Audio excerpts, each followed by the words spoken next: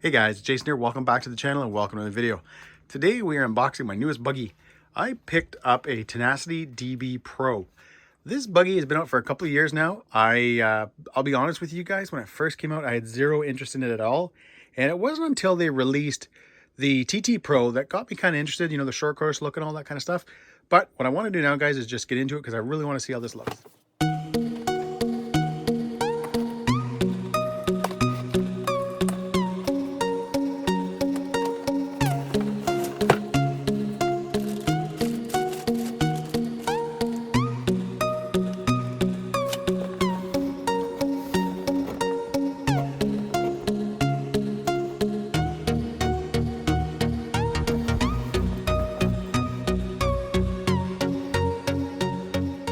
All right, guys, I got the buggy out of the box, and my first thought was, you know what? It is a little small.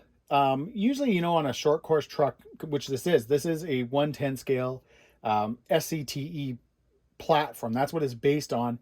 They've just done obviously the desert body look on it. But usually, if this was a short course truck, you'd have that big body. It would be coming over the tires. You have, bigger bumpers and stuff like that. It would look a little bit bigger. It would look something, like a slash 4x4 or whatever. Because this is the desert buggy body, it is pretty skinny. You can see like my hand is, literally wider than the buggy itself. But that's cool. I'm okay with that. I've got bigger vehicles. I've got smaller vehicles. So I'm, all good. I did take this, guys, for a quick teeny tiny rip. So I had unboxed the buggy and I was just kind of excited to sort of get it out for a very quick little rip to see how it was. And a few things. One, it drives so nice. There is a little bit of cogging down low. You can tell whether it's just the motor, the quality of the motor, or if it's a little bit slightly overgeared or something like that. I might even try to tame the timing and see if I can adjust it that way. But it drives so nice. It is so smooth. And it's funny because when you're driving other vehicles, so you're driving your big Armas, my Outcast, my EXP, hey, I love those trucks. But there's just a different feel when you're driving a vehicle that is based off a race platform. This thing is going to be an absolute blast. The other thing is, I don't want to get into it too much because pretty much every video has already covered it, but the stock servo should not even be in this vehicle. I understand it makes it RTR, but you have such a fantastic vehicle here, guys. You've got an aluminum chassis, 3 millimeters thick. The front shock tower is, I think, 4 millimeters thick. And the rear, I don't know if you guys can see that, 5 millimeters thick. You've got aluminum shocks, bodies, caps, sway bars front and rear. You have CVDs front and rear. You have so much nice quality stuff here that, you know what? I mean, you've got a good receiver. You've got an AVC receiver. You get this radio, which honestly is okay. I've never actually, I don't think I've ever ran it in one vehicle I've owned. I don't like the fact that you don't have like a more smoother, either a rubber or some type of foam surround on the wheel. But hey, you know what? It'll turn on. You can dial, you can adjust your AVC, all that kind of fun stuff. However, like everything else, I've already got the DB Pro set up in the DX6R. So I will be running this radio for, well, ever. But going back to the servo, I am going to be changing that, guys. I do have this little guy kicking around. It's actually pretty good servo. It's got good speed. It's got good torque. So I will be replacing this one. The only thing with that one, it's not waterproof, but I don't plan on running this thing in the snow or rain anyways. But basically, guys, that's kind of all I really want to cover for sort of like an unboxing and overview. It's, you know what, you've got a Firma 130. There is no adjustable BEC on this, which is kind of a bummer because my first thought was, you know what, I'm just going to crank the BEC up to 7.4, 7.5, whatever it is, and just run the servo till it goes, but you can't do that. You got a 3150 kV motor, unlike the, I think it's 1900 that's over there in the laser nut. That's sitting over there. So this is kind of the big brother to this guy. Obviously the laser nut has this, the sway bars and a few other things, but longer chassis, all that good stuff. But honestly, guys, this thing, you know what? I bought this vehicle. I don't know if I've already mentioned it, guys, just really based on the fact that I would be watching people's video and I would always see one of these in the background. Or I'd be searching a video for one RC and they'd be like, oh, you know, here's this running, but I'm also running the DB Pro. And the last few days I had just landed on some videos.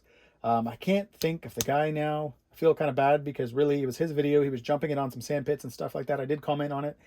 But seeing what this car could do, seeing what this buggy could do, really, really impressed me. So what I'm going to do, guys, now is there's a few things I just want to cover. There's a few things I was kind of looking in the manual last night when I was watching TV and stuff like that, that I feel is kind of important. As well as, you know, one of the original videos I watched on this, and I've watched it a few times, was Vaz's video from Aussie RC Playground. I think that's what it is. I know it's just, I always just refer to him as Aussie RC, but I think it's Aussie RC Playground. But anyways, there was a few things he kind of covered, and then I was in the manual and I kind of, you know, read the same things and saw it actually in a few of the videos. So what I want to do is I'm going to grab the manual and I'm going to show you guys what I'm talking about. All right, guys, hopefully this is clear enough for you. So this is all me. This is not something that is talked about in the manual or stressed in the manual or any of that kind of stuff. But to me, I think it's kind of important to go over it. One of the things I noticed was your low voltage cutoff. So right here, it is set to 3 volts.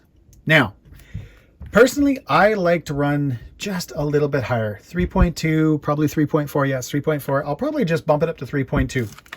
The reason I do that is this. An ESC does not see individual cells. Your charger does when you plug in that balance port. It sees each individual cell and it balances, it charges them and balances them.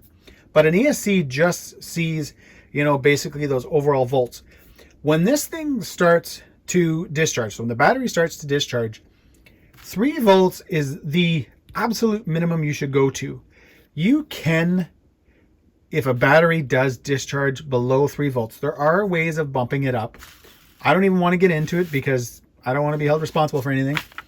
But to me, keeping this at 3 volts is, I don't know. I'm going to bump it up at least to 3.2. That way, because your cells don't discharge, you know, equally. It's not like they go, you know, 3.41 across the board and then 3.4. They don't do that. Sometimes one cell might be a little bit lower, one cell might be a little bit higher. Your ESC just sees the combined.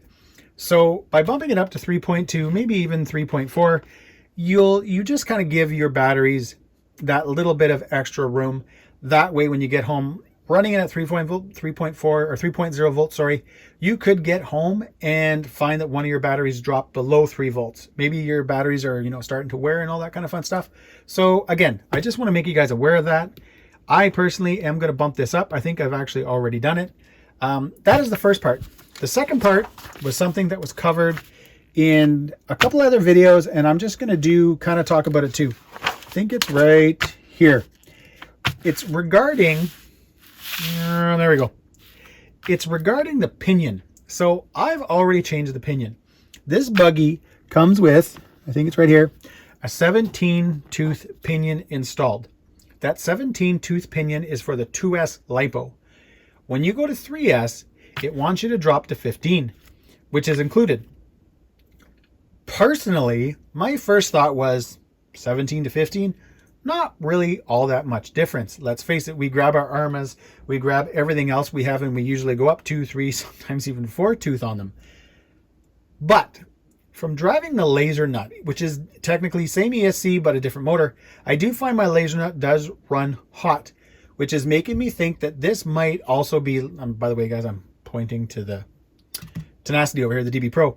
I have a feeling that maybe it's geared that way too, and that if you ran that 17 tooth with the 3S LiPo, it might run a little bit of hot on the buggy, and you know what? You could end up having, guys, a couple of problems. Burp, burp. Just gonna bring you guys back up. There we go. There we go. So I've already changed the pinion. I've already got the 15 tooth installed because I only plan on running this thing on 3S. So that way we'll, you know what? It should be good to go. We shouldn't have any issues. Worst comes to worst, I may look up, guys, some type of heat sink or something like that for the motor, just to help dissipate the heat a little bit more. And one of the other things, guys, I did that you have to do, and the parts come in the box, is there's these little spacers right here. I'll probably throw a clip up on the screen, kind of giving you guys a better angle, but basically there's little spacers here because this uses this. So you've got your body clip, you got tether, boom, boom. There's no Velcro. You're kind of limited to your batteries. So by putting these spacers in, obviously it bumps it up.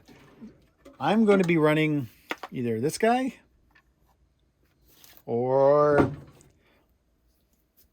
This guy. I've got quite a bit of these. I've got 2 more of these brand new in a box. So I'm going to try to make these fit the best way I can. And guys, obviously I'll be covering that in probably the first running video. There won't be any running in this video just because it's dark out and I don't feel like going out at night, even though, yes, there is a light bar on it. All right, guys, that probably goes down as one of my quickest unboxings ever. Again, I feel like a lot of you have already seen this buggy. A lot of you guys probably own this buggy, or you know somebody that has. So for me to really spend a ton of time on it would be, in my opinion, guys, kind of pointless. One thing I haven't shown you guys yet is I had the front and the rear RPM skid plate kicking around. I had bought them from my laser nut. I never just got around to actually installing them. So I was able to do that. I was able to get those on right away. Hey, it'll add a little bit of protection. But guys, that's it. The Tenacity DB Pro. I am, you know, it's kind of funny. A lot of times when we buy vehicles, I feel like you know what you're getting, you know what you're going to be driving. This is going to be different for me because it's been a kind of a long time that I've driven something, you know, more based on a racing platform. You know, driving this thing, like, guys, again, that little tiny drive I did last night, it was just kind of in front of my house. You know, you can feel, you know, there's a sense of, oh my God, this is going to sound ridiculous, but there's a sense of like smoothness that is hard to explain when you drive this. The steering is just very, even though the servo is absolute crap, the steering movement just feels really, really good. Everything is very, very smooth. Yeah, you do have that little bit of low end kind of cogging there, but once that's gone, everything is just so smooth and nice that, you know, it's kind of a bummer that I don't have a track to run this thing on, because even though I know this isn't, you know, a full-on race buggy, you know, an 8-scale buggy or something like that, I do really feel like that's where something like this would really shine. It would definitely be a lot of fun. It would handle amazing. So, you know, that's my only kind of thing. However, obviously, guys, I'll be running it where I always run. I've got a few, you know, other places I've been kind of popping into lately and stuff that'll be fun, but we'll be taking it off the ramp. We'll be doing some big jumps, seeing how it behaves. And you know what? If it's something, guys, that I really, really enjoy, I'll probably swap out that system and go to a better system, maybe something with a little bit more power. I do have one of these kicking around. It's still brand new in a box. It's the 2050 kV motor. I don't even know if it would fit in this. I have not tried, so who knows. But anyways, guys, that's it. Thanks for watching. Hopefully you guys enjoyed this video. If you did, give me a big thumbs up. Please subscribe. And yep, there's some